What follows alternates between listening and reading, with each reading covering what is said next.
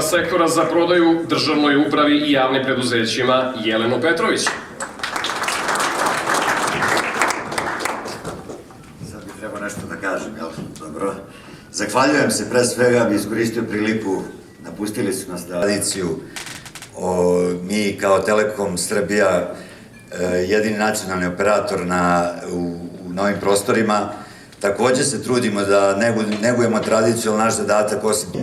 Mi smo prošlu godinu prošli kroz isto tako jedan složen proces i period, to je period privatizacija koju u najvećoj meri predstavljaju predstavnici Vlade Republike Srbije, donela odluku da ne proda Telekom. To je, kao što je podatak da ćemo i ove godine investirati preko 100 miliona evra mrežu i servise, kako fiksnu, tako i mobilnu, do 150 miliona evra koji treba da realizujemo u naredne 3 do 4 godine.